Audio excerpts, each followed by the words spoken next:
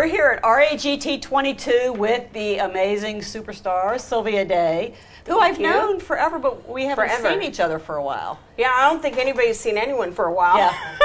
but even it's been a couple of years. I think I saw you at BookCon, but you had a huge crowd around you, and so I wasn't going to wedge up and say, I want to say hi, because you know how that is we when passed you each other and you were busy signing books with a huge crowd at BookCon. Yeah, I did not know that. Yeah. Yeah. So I think I was whispering, that's Sylvia Day.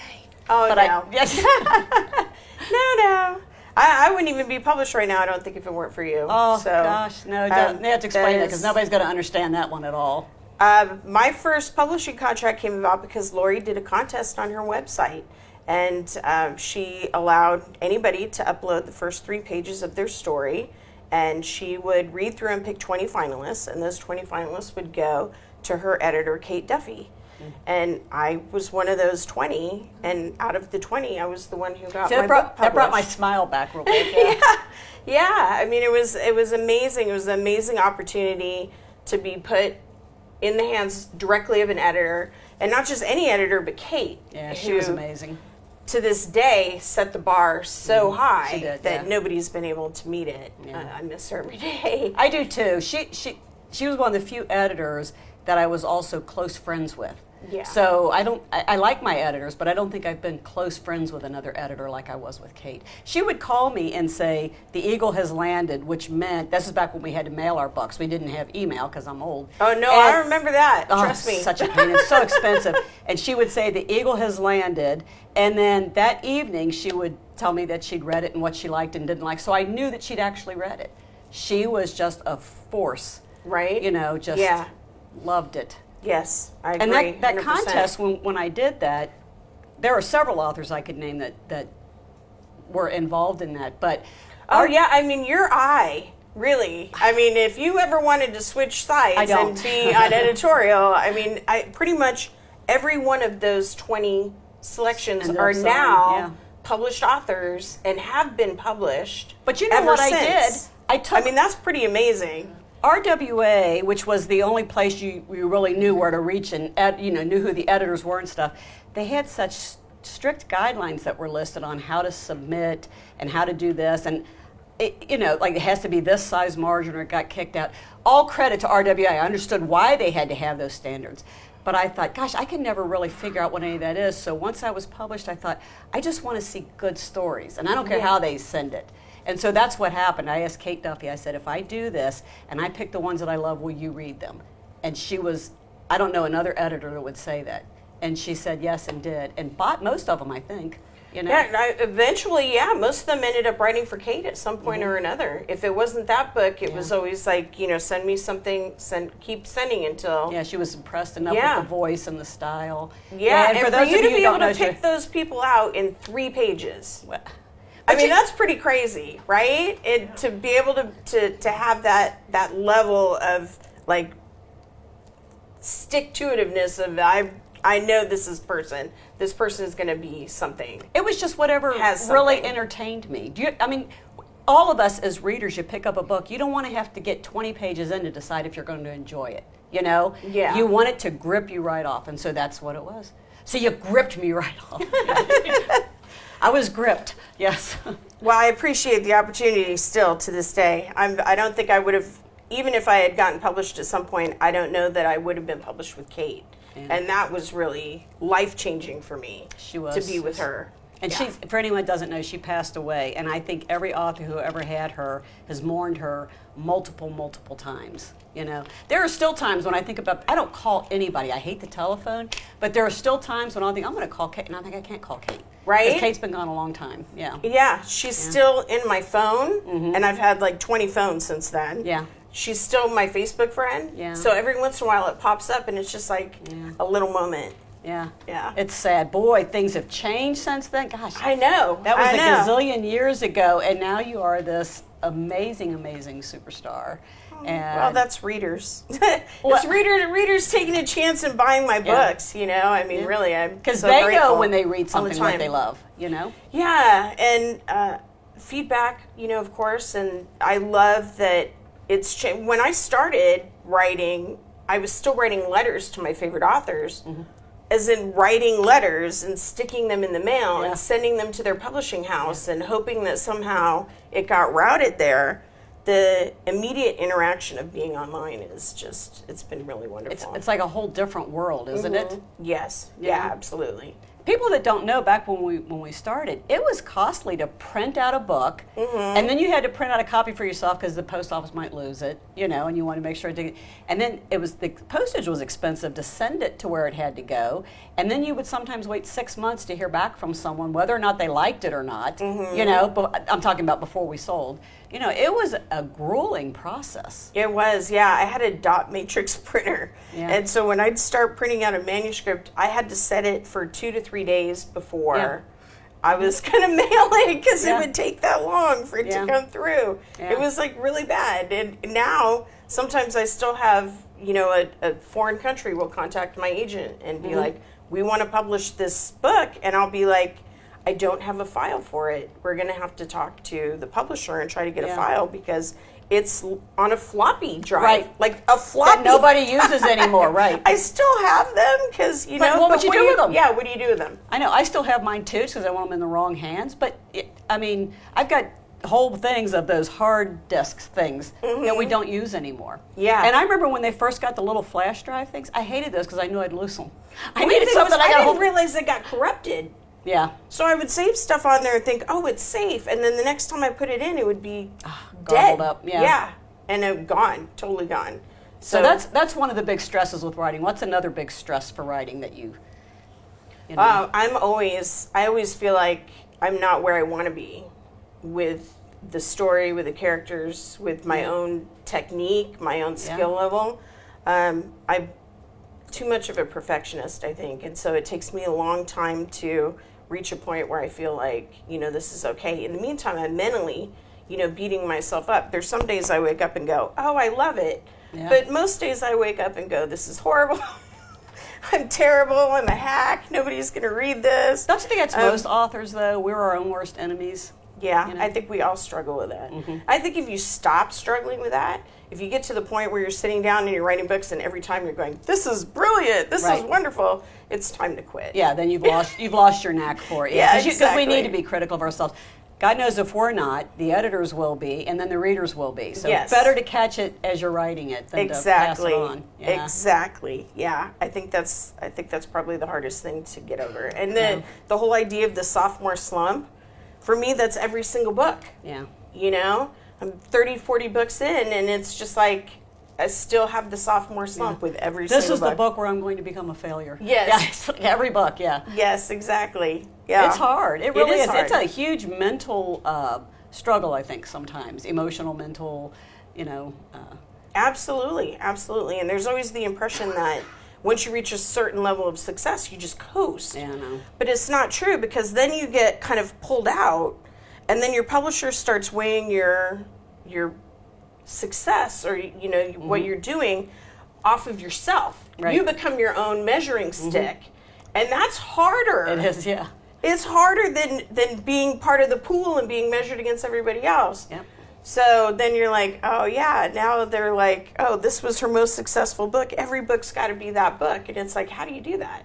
Yeah, so Jill Chalvis and I were talking about that. You always feel like you're a one-trick pony and you don't know if you have another trick. You know, they got to get out there and do that circus performance again, and who knows if you can or will. It's just, so many things. I think solid writers are always going to reach their core group, but publishers always want us reaching beyond that. They always want you to get more readers, and so they're always going, well, this one hasn't grown, or Yeah. So it's there has to be constant growth to maintain it, and it's tough. Yeah, it is tough. Yeah. It's much easier to be a debut author. There's no expectation. Right, and you're just happy if someone knew the title, than all exactly. of a sudden. Yes. So I asked readers who were here at the event if they had questions, so you have a few, if that's okay if I go through those. Yeah, absolutely. Will the Crossfire series ever get a screenplay, movie, or series? And I know you talked online about this a little bit. Yeah, so it's been optioned twice already, and I've been in negotiations with a third studio since October. It takes a long time. I mean, really, unfortunately, studios are really horrible to authors. Yeah. You know, they want everything on their end. Yeah, and basically the way a option works is they kind of take your intellectual property, and then you just kind of become this throwaway piece of the puzzle. So negotiations take a long time. Obviously, when you have 3 different studios that have gone to the point of optioning a work, the chances of you getting it made are pretty high. Yeah. You know, I mean, that's kind of a universal Clearly they want it, yeah. industry idea that they can do it. With the first 2 studios, of course, it's once they got the option, it's very delicate subject matter. The 3 primary protagonists of the Crossfire series are childhood sexual abuse survivors. They have a lot of baggage that comes with that. They spend a lot of time in therapy. There's a lot of unpacking what that did to them and so forth. And when they get it and they think this is great and we can do something really deep and will touch a lot of viewers, when they actually get down to do it, they're like, "Ooh, this is tough." You know, this is because it has to be done right. Yes, exactly. So I think it will be made. I don't know if I'm going to be alive. My kids may be selling the option, but you know, I'm always hopeful that we're going to get there, get it resolved and get it going. Because even then, once it's finalized, it takes so long for a movie to be produced and put together. Forever. You know? And I know when I visit your Facebook page, that's what readers always want to know. We want this. Yeah. You know, if they could only write directly to the producers and make it work, you know. Yeah. And every time we get back to the auction table, you know, with the second studio and now with the third studio, they all say, we were hoping the previous one would fall through so that we could get it. Yeah. So there's kind of that outstanding demand for it. It's just, you know, we have really struggled with finding the right screenwriter for the project. Yeah. Yeah. So, because like you say, it's a lot of sensitive material, and you want it done right. You don't want it shortchanged in any way. Exactly. Yeah. Exactly. And you have to have the right impression of what you're getting when you take on the project, you know. You know, one of the studios was like, we want sexy date night programming. I'm like, that's a great idea, but this sexy comes with a lot of dark. So, you know, there's a lot of scenes where they're sitting in a therapist's office and having discussions like...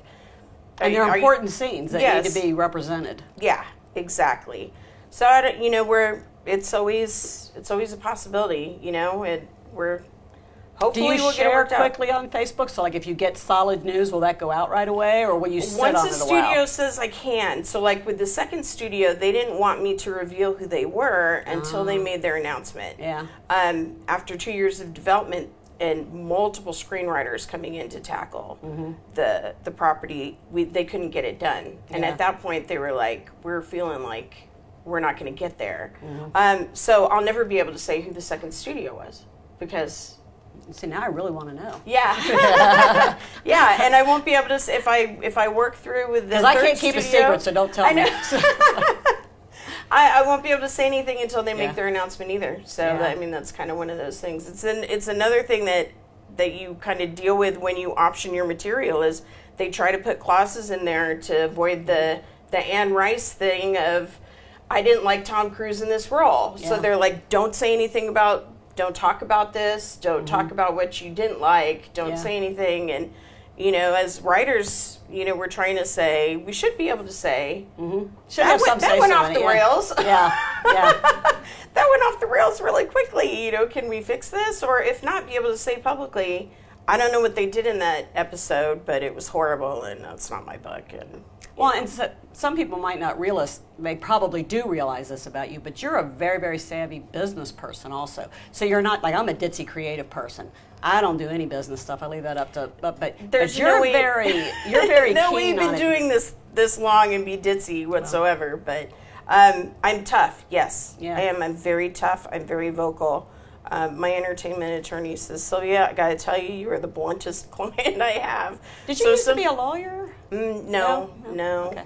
but You could have been a lawyer yeah, the way you said. that's what he said. Yeah. That's what he said. He said, you should have been a lawyer. And I'm like, yeah, I like to argue, but Yeah. only about things that I think are fair. And unfortunately, I feel like as a writer, you hardly ever get a fair shake. Yeah. I mean, is- it's the idea of something existing solely because one irreplaceable individual created this thing seems to have been lost Yeah. to I agree. publishers and studios. You know, it's almost like you're an AI Yeah. that's just generating content. You're like, no, wait a minute. Yeah, they don't put the importance on it that they Yeah. should, the where it all started. Exactly. Yeah. And it's not just with writers. All creators, Mm-hmm. I think, suffer from being disrespected and underappreciated, undervalued. Never by readers, but by, Yes. Yeah, by the people we work with. yeah. Yeah. It's tough. It is tough. It's a tough job. It beats you up every day. I wouldn't do anything else, though. I love it. Yeah, me too. Well, I think once you're a writer, you have to write. Yes. It's going to happen. you Yeah. know. And speaking of that, someone wants to know, are you ever going to return to Gideon and Eva? So, for a long time, my answer was no, because they had reached a point in their story where I felt like I wasn't going to bring anything new to the material. Over the last couple of years, it's kind of come back, and there's some things that they're facing later on that I feel need another book.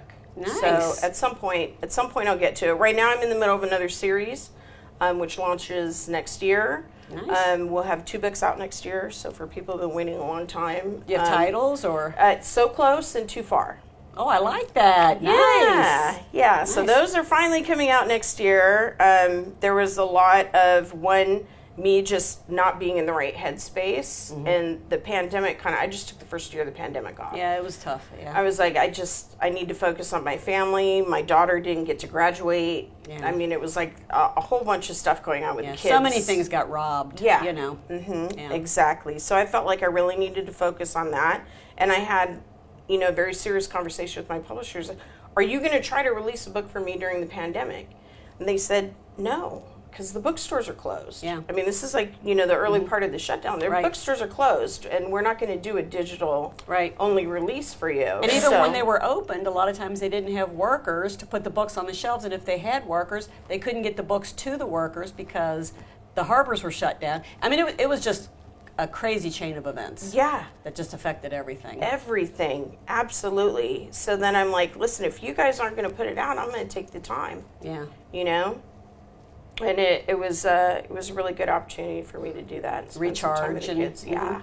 Yeah, I really feel like me and my family are closer than we've ever been, which I'm glad about, because some families really fell apart. Yeah, I saw that.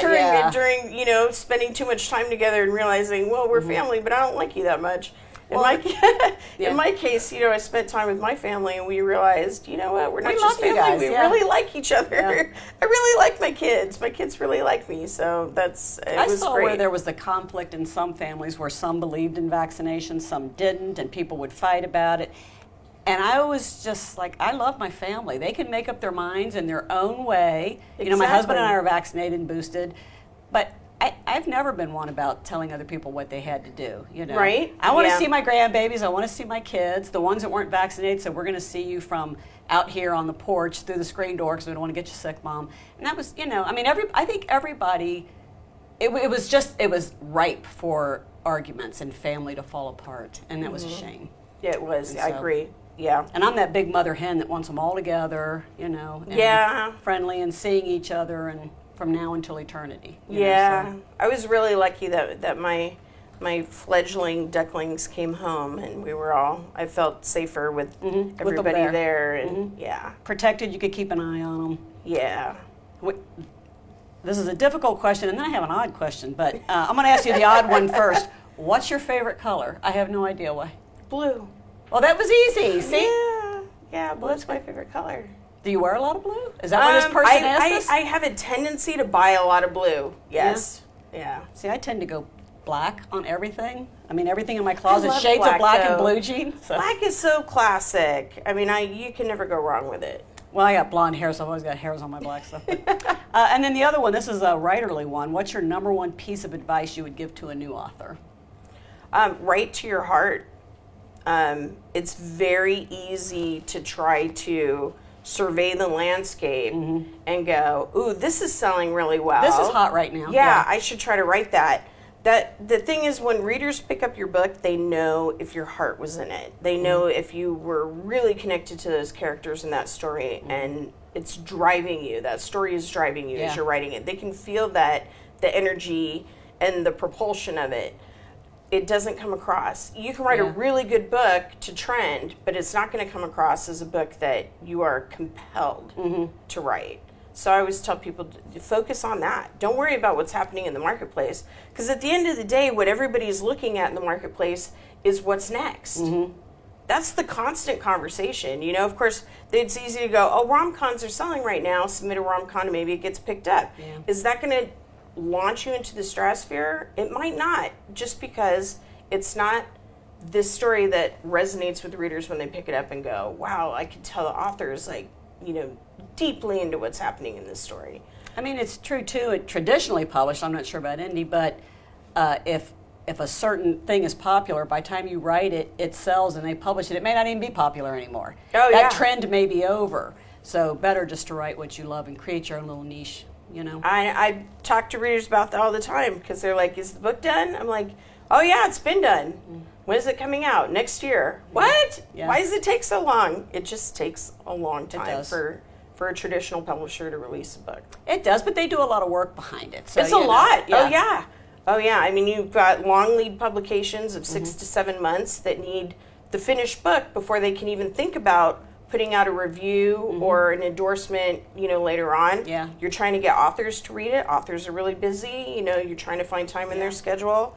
And then booksellers, you know, you go to a bookseller and you say, hey, we got this new book, you know, when should we put it out? And sometimes they'll go, well, don't put it out in June or August. Yeah. And you're like, okay, well, that, you know, that you really have those conversations. You know, you try to talk to readers about it and you'll go, listen, this account says no. Yeah. Sometimes an account will come back and go, we want a different cover.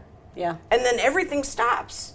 And they go back and create a whole new cover for it. Yeah. I've had titles change, covers change, you know what, because a buyer came back and said, we want to see something different. The market, the literal marketplace for books controls so much of what it looks like and when it comes out. And they also know. So I remember one time Walmart, I had this awesome cover and a guy holding a gun, and Walmart didn't want him to have a gun. And I'm like, but he shoots and kills people. And they said they had a problem with it. Their demographic and their location, they didn't want weapons on it. And I'm like, well, he's a good guy and he's killing bad guys. Does that matter? But it didn't, you know. So yeah, but they also know their market, and so that gives you an advantage over what's going on. But so did it change for everybody, or did you create a special cover for that market? well, I didn't, but the publisher changed it for everybody. Yeah. Yeah. And that's a problem too, because sometimes you're trying to please everyone, you know. And I'm like, I really like the gun, but oh well. Yeah. You know? but I do, and then I get envious of indie authors who have covers that I think are really awesome, because they're not being forced to that. You know? But it is what it is. The last question: will you ever revisit the Marked series? That's a little bit different, because in part I feel like it's done. See, but readers they want to know what are they doing now, and they don't understand that there has to be a reason to bring that back. You can't just say they sat down to breakfast and shared coffee and, you know. Yeah. So. Yeah, I mean, the story is only going to be compelling if you feel compelled to write it. There's more to tell. Right, yeah. Exactly. But then again, you know, I would have said 4 years ago that I would never write another Crossfire book because it was finished. And then, you know, it reached a point in the evolution of their relationship where they reached another stumbling block, and I'm like, no, I can help with this. Like, this is something I can help you with. You sink your teeth into. Yeah, exactly. I haven't felt that way about the Mark series. I always feel like it's finished. But again, you never know. It could just strike me one day, okay, this is something that they need to be working on, and I can do that publicly. We can all work on that together. It's weird how ideas will just hit us, and then that's what it is. And unless the idea hits you, that's not there. Right. You can't just because a reader wants to see it. Although we love when readers tell us what they want to see, but Oh, yeah. absolutely, Yeah. yes. But then on return, you want to make sure that when you deliver, it gives them the same intensity they had the first time around. Yeah. I mean, there's nothing worse than when they revisit like a movie and you're like, oh, that sequel was really Yeah. Not any good. Yeah. ill-considered. There was nothing happening there. Nothing's going on. So, you always want to make sure that you hold your end of the bargain, which is I'm going to give you a good story. And keep them wanting more. Exactly. Yeah. All right, so tell us the names of the 2 books that are coming out next year again. So Close and Too Far. But you don't have an actual set date on it yet. No, so my understanding is spring for the first book and fall for the second book, 6 months apart. Awesome. So Yeah. well, and 6 months apart is not really very far apart in traditional No, in publishing. traditional publishing, that's a rapid. Pretty close, Yeah, yeah. it's a pretty close schedule, especially when they try to do a big launch. To do a big push like that twice in 1 year is pretty, so it's a good commitment from them. Yeah. But they're also going, we're coming out of the pandemic. People have been waiting for this finished book for a while. Let's give them the whole story at once. Let's do it big, yeah. Yeah. All right, awesome. Thank you so much, Sylvia, for being Thanks. here. I appreciate it. And I know everybody's thrilled that you're here.